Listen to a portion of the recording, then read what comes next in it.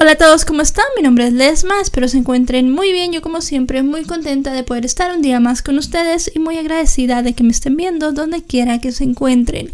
El día de hoy vamos a hablar de un caso de Argentina, el cual involucra a toda una familia. Acompáñenme a ver todos los detalles.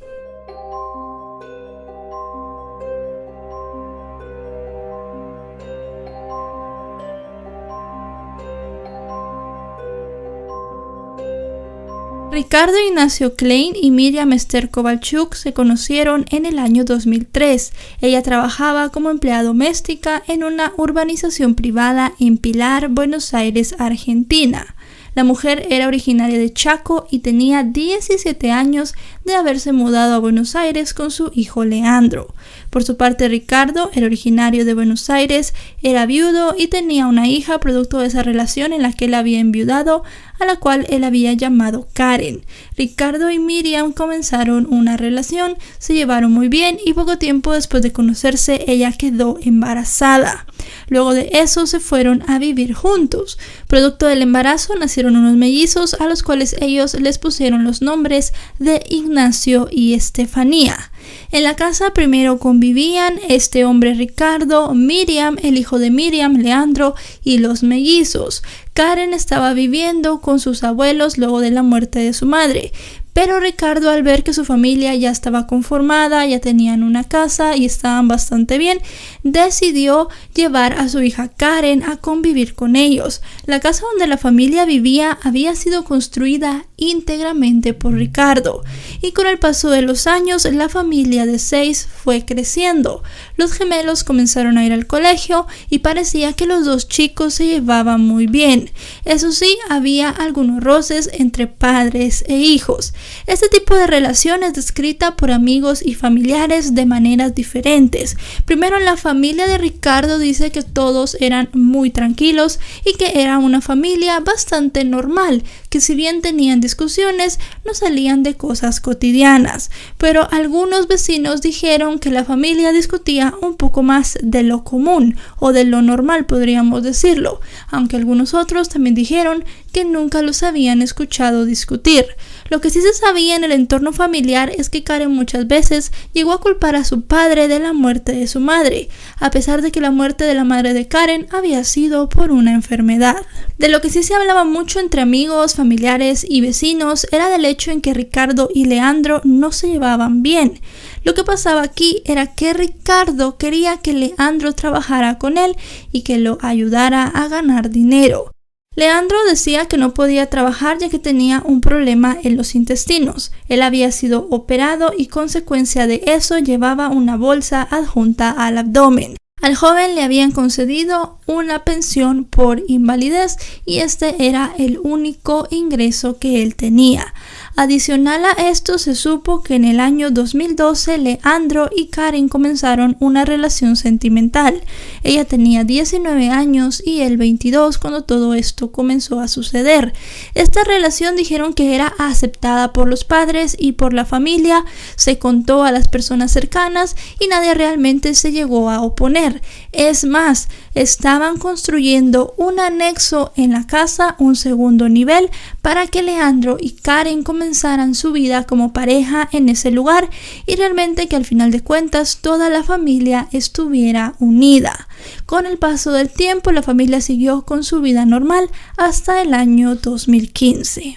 En el mes de septiembre del año 2015, Ricardo, que tenía 54 años, y Miriam, quien tenía 50, fueron dejados de ser vistos por sus vecinos, por sus amigos, por sus familiares y también en sus trabajos. La pareja de repente ya no salía de la casa, ya no se presentó a trabajar. Como Ricardo era chatarrero, él realmente dejó de vender chatarra, ya las personas que le compraban no lo encontraron por ninguna parte y no podían localizarlo. Por lo pronto, Leandro y Karen continuaban con su vida normal, a pesar de que la gente comenzaba a preguntar en dónde estaban sus padres. Karen trabajaba en un centro comercial y ella salía todos los días a trabajar, y además de eso, desde que su madre no había salido de casa, ella era la encargada de ir a dejar a sus hermanos al colegio. En ese momento los niños tenían 11 años. Leandro, por su parte, comenzó a vender varias cosas de la chatarra de su padrastro. Fue en ese momento que la familia de Ricardo comenzó a sospechar. Fue un amigo de Ricardo quien les fue a decir que Leandro estaba vendiendo todo y que él no había visto a Ricardo durante varios días. También se llegó a saber que Leandro le había pagado a un hombre para que en los días anteriores él sacara unas bolsas de basura bastante pesadas y las llevara a un terreno baldío. Según este hombre, Leandro le había dicho que no las revisara porque eran basura, que olía muy mal, que simple y sencillamente las dejara tiradas en algún descampado alejado. Este hombre no las dejó en un lugar muy alejado, sino en un lugar más o menos cerca. El día 13 de septiembre de 2015, el hermano de Ricardo fue a la comisaría para poner una denuncia por desaparición. Lo que le decían su sobrina y el hijastro de su hermano era que sus padres se habían ido a Uruguay a un bingo, cosa que a él no le convencía del todo, y más que todo cuando fue a hablar con los vecinos, porque los vecinos tenían otra versión completamente diferente. Leandro y Karen les habían dicho que un juez había puesto una orden de alejamiento en contra de la pareja porque habían estado abusando física y sexualmente de los mellizos y que por eso ellos se habían quedado solos en esa casa, pero realmente no constaba ninguna orden de restricción. Si bien sí Leandro había hecho una denuncia, esta denuncia se había hecho ya en el mes de septiembre, bastantes días después de la última vez que se había visto a la pareja. Fue ese mismo día 13 de septiembre que la policía llegó a la casa de la familia. Ellos querían ver si de verdad los padres se habían ido al bingo en Uruguay como los chicos habían dicho, porque realmente no tenían conocimiento de que hubiese pasado nada más allá de, como les dije, la denuncia que Leandro les había hecho. Una denuncia que en ese momento ya era muy extraña, porque todas las personas que habían visto a los padres dijeron que el último día que los habían visto había sido el 3 de septiembre y la denuncia se había hecho varios días después, cosa que era muy consternante. Leandro dijo que en la casa no estaban ni su padrastro ni su madre. La policía decidió hacer un allanamiento, ya tenían una orden del juez y comenzaron a revisar toda la casa. Fue cuando revisaron la casa que encontraron un bote de pintura de 20 litros. Dentro de este bote de pintura encontraron partes de una pelvis, también un pedazo de la columna vertebral y unos cabellos de color rubio, el mismo color que tenía Miriam en su cabello. Llegaron a pensar que estos cabellos y los huesos eran de ella. Por otra parte, no había más huesos en la casa. Trataron de ver si había algo enterrado, pero no encontraron nada. Lo que sí se hizo fueron pruebas con luminol y estas pruebas revelaron que en la casa había mucha sangre, especialmente en la habitación de la pareja. Parecía como si alguien hubiese estado acostado y en la cama se le había quitado la vida de alguna forma, porque se vieron varias manchas de sangre que habían tratado de ser limpiadas detrás de la cama y también algunas manchas de sangre que todavía se podían ver en el colchón. Igualmente en la cocina de la casa se pudo ver que había un gran rastro de sangre. La policía le pidió al hombre al cual Leandro le había pagado que les diera la ubicación de donde había dejado todas las bolsas que él le había dado. Cuando el hombre dio esta ubicación, la policía fue y lo que se encontraron para ellos fue terrorífico. En 16 bolsas de basura estaban esparcidos los restos tanto de Ricardo como de Miriam. Habían sido calcinados y realmente en las bolsas no se podía saber de quién eran los restos, cómo estaban y muchísimo menos la causa de la muerte. Se tenían que llevar a un laboratorio forense primero para determinar la identidad, cosa que ellos ya sospechaban, y ver si se les podía hacer más exámenes para determinar la causa de la muerte.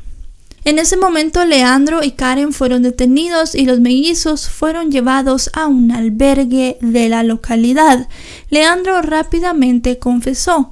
Él le había quitado la vida a su padrastro y a su madre y dijo que Karen no tenía nada que ver con el crimen.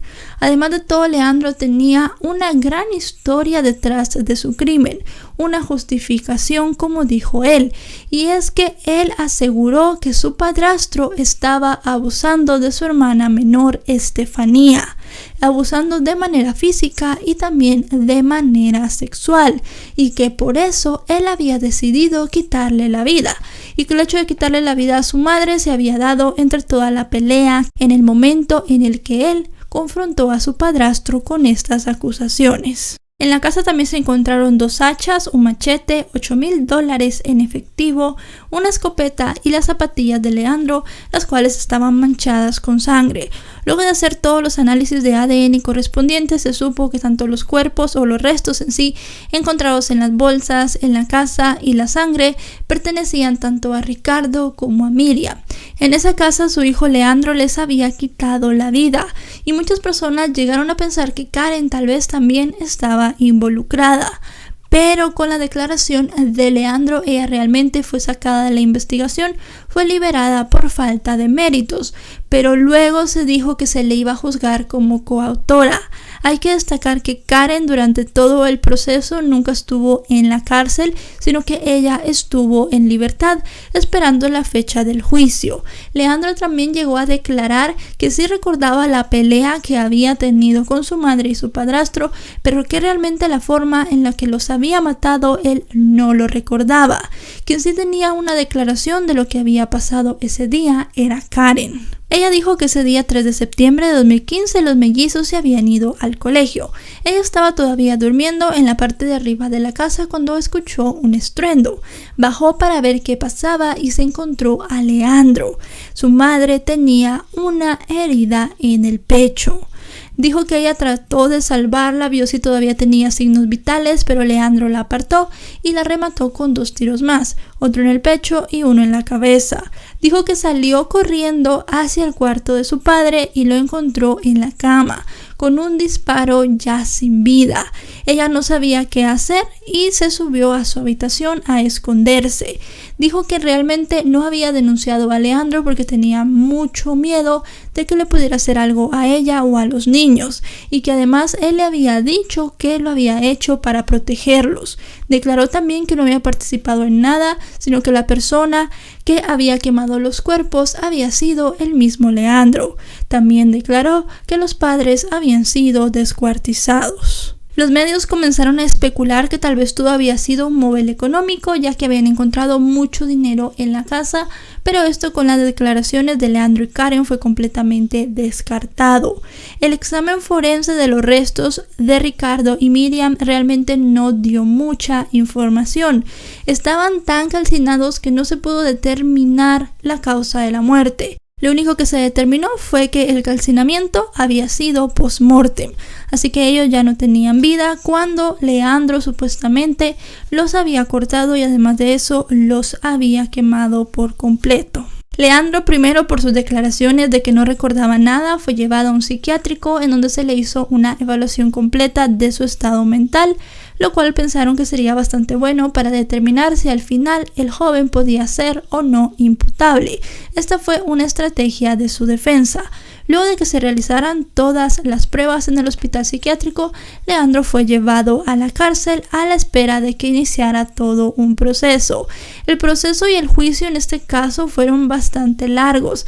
En sí el juicio no empezó hasta varios años después, y es que la defensa de Leandro intentó que el joven fuera inimputable y hasta cierto punto estuvieron muy cerca de lograrlo. A Leandro lo evaluaron 3 personas. Un perito de la policía, un perito de la fiscalía y un perito del hospital psiquiátrico en donde estuvo. Uno de estos peritos determinó que el joven era inimputable. Dijo que padecía de un trastorno psicótico compatible con una enfermedad esquizoafectiva y también un cuadro compatible con epilepsia. Su abogada defensora también aportó a esto, diciendo que el joven le había confesado que se había comido un pedacito, dijo ella, de su padrastro, que se había acercado a ella y le había dicho que había comido de su padrastro y que él le había dicho que se había sentido aliviado por quitarle la vida a él y a su madre.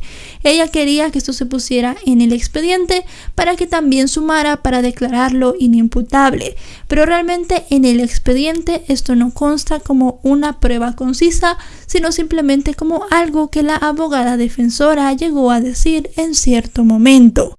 El problema para la defensa vino cuando el segundo perito, que este era también parte en sí de la ley de la fiscalía, dijo que para él el joven era imputable, que no tenía nada, que estaba bien y que seguramente estaba diciendo que se le había olvidado todo para salvarse de la sentencia. No se pudo determinar realmente con todos los exámenes si era imputable o no, porque la tercera persona, el perito del hospital que lo evaluó allí, dijo que después de las entrevistas él realmente no podía declarar si el hombre era o no era imputable. Al final la decisión quedó en manos del juez y este dijo que para él Leandro era imputable y tenía que llevarse todo el proceso. Además de todo, hubo algo que llegó a derribar la versión de Leandro, y es que se hicieron varios exámenes físicos y psicológicos en los mellizos. En estos exámenes no se comprobó que hubiese abuso para las personas que habían revisado a los niños. Esto era una completa mentira, ya que ellos no tenían signos ni de abuso físico, ni de abuso sexual, ni tampoco de abuso psicológico, sino que eran unos niños que habían vivido una infancia normal con unos buenos padres. En todo el tiempo en el que Leandro estuvo en la cárcel esperando el inicio del juicio, Karen estuvo libre, ella trabajaba en atención al cliente, vivía su vida de una manera normal. Lo único que había cambiado en su vida era que no podía ver a sus hermanos menores, ya que estos estaban en custodia de una de sus tías y ella se había encargado de cuidarlos y la justicia no permitía que Karen se acercara a ellos. Llegó el mes de octubre de 2019 y al final se hizo la primera audiencia del juicio.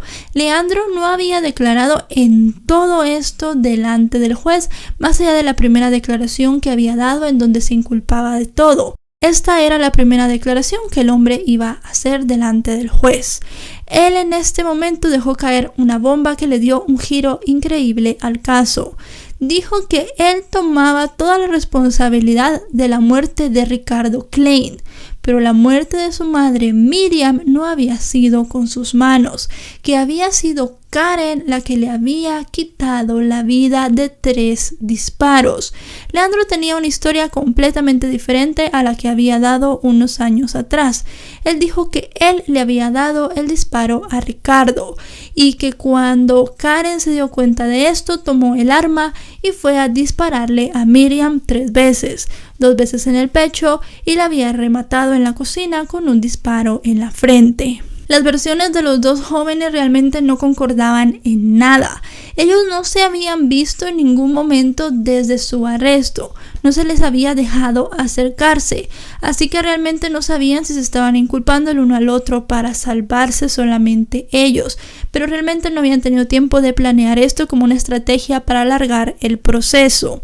Como el juez estaba en ese momento escuchando, dijeron que Karen tenía que ser llevada a la cárcel y también ser imputada con los mismos cargos que se le estaban poniendo a Leandro. A ella los cargos que se le habían puesto eran unos cargos menores como coautora nada más, y como les dije, había estado en libertad, incluso ni siquiera tenía una orden de arraigo, quiere decir que ella podía entrar y salir del país cuando quisiera, pero en ese momento ya fue llevada a la cárcel. Si bien las versiones de ambos eran muy diferentes en cuanto al modus operandi, lo único que las unía eran los lugares de la casa donde los padres habían sido atacados, en el dormitorio y en la cocina, cosa que se llegó a comprobar con las pruebas de luminol, pero luego de eso no había nada que llevara en conjunto estas dos acusaciones. Parecía que estos hermanos que habían sido parejas se estaban acusando entre sí. Se llegó a llamar a algunas amigas y compañeras de Karen para que declararan, para que dijeran cuál había sido el comportamiento de la joven en los días posteriores a la desaparición de sus padres. Las amigas y compañeras de trabajo dijeron que Karen estaba muy normal, no se le veía afectada. Ella había dicho que no había denunciado a Leandro porque tenía miedo. Pero para la parte acusatoria, si ella había tenido miedo, creen que en su ambiente de trabajo, un ambiente más seguro, ella podría haber pedido ayuda. Incluso una compañera llegó a declarar que cuando le preguntó a Karen por sus padres, ella dijo que tenían la orden de alejamiento, que además debían mucho dinero y que podrían estar por allí ya muertos, y que lo había dicho con una frialdad increíble, que no parecía una chica que hubiese presenciado unos días antes el asesinato de su padre y su madrastra. Luego de escuchar las declaraciones, todo esto fue bastante rápido, ya se tenían las pruebas y todo lo que se quería tener. En ese mismo mes de octubre se dio la sentencia, los hermanos fueron declarados culpables y sentenciados a prisión perpetua. Estarán en la cárcel un máximo de 35 años. Cuando se dio la condena, Karen tenía 22 y Leandro 25 años. Los mellizos siguen viviendo bajo la custodia de su tía y ellos están en la cárcel cumpliendo con su condena. Si algo no quedó claro en todo esto fue el móvil de lo que había pasado. Se llegó a decir que Leandro no solamente odiaba a su padrastro porque él lo obligaba, vamos a decirlo así, a que buscara un trabajo, sino también a su madre porque según su abogada defensora, él le había dicho que cuando era niño su madre dejaba que las múltiples parejas que tuvo abusaran sexualmente de él sin decir nada. Se llegó a creer que tal vez estos dos hermanastros odiaban tanto a sus padres que decidieron quitarles la vida y vivir ellos tranquilamente con sus hermanos menores. Todo lo demás fue completamente descartado, el móvil económico y también el hecho de que supuestamente Ricardo abusara de sus hijos menores. Pero ninguno de ellos dos realmente ha dado una versión de los hechos, así que sea muy concluyente, ni tampoco ha dicho por qué lo hicieron. Pero al final de cuentas se llegó a la conclusión de que los dos le quitaron la vida a la pareja. Y bueno, chicos y chicas, hasta aquí el video de hoy. Se me hace un caso muy intrigante también, casi que sacado de una película, parecía sacado de una película por todas las cosas que llegaron a pasar. Lo que queda duda en todo esto es el por qué. Creo que ambos tenían, vamos a decirlo así, muchas razones para odiar a sus padres. Bueno, ellos decían que los odiaban porque los había maltratado. Karen decía que su padre tenía la culpa de la muerte de su madre. Leandro decía que su madre había dejado que lo abusaran. Y tal vez el hecho de que ellos dos se hicieran pareja, comenzaron a hablar mal de sus padres entre ellos. Y todo esto hizo que de alguna manera decidieran quitarles la vida. El abuso a los mellizos no se comprobó, fue algo que se dijo que era completamente mentira, así que seguramente por ahí no iba eso. También familiares declararon que en ningún momento Ricardo había mostrado signos de que fuera un abusador o un maltratador, tanto de parte de su propia familia como de conocidos y amigos de Miriam. Realmente nadie había visto una actitud extraña, ni siquiera en los mellizos. Eran niños muy felices, les iba muy bien en el colegio y parecía que tenían una muy buena vida en casa. Así que realmente todo esto llegó a conmocionar muchísimo, llegó a conmocionar mucho por el parentesco que tenían todos, por el hecho de que todo estuviera encerrado en una misma familia. Tal vez con el paso del tiempo se llegue a saber qué pasó en esa casa, realmente qué fue lo que sucedió. No se sabe. Creo que la versión de Leandro, la última, podría ser la más cercana a todo lo que pasó, porque a Karen no la vieron ni triste, ni nerviosa, ni con miedo. Ella decía que tenía miedo de Leandro, pero amigos, compañeros, todo el mundo la vio con una actitud muy normal, y el hecho de que ella no pidiera auxilio ni siquiera en el colegio de sus hermanos, pues sí es algo muy extraño. Pero al final no había muchas pruebas porque no se pudo determinar ni cómo había sido la muerte. Así que bueno, hasta aquí el video de hoy. Si les ha parecido informativo, recuerden dejarle un me gusta. Si no están suscritos, suscríbanse porque actualizo 3 o 4 veces a la semana, y si activan la campanita pueden ser los primeros en ver estos videos. Recuerden seguirme en mis redes sociales, aparezco en todas como LesmaVR, Facebook, Twitter e Instagram, y mis otros 2 canales que tengo en la descripción de este video. Nos vemos hasta otro caso. Adiós.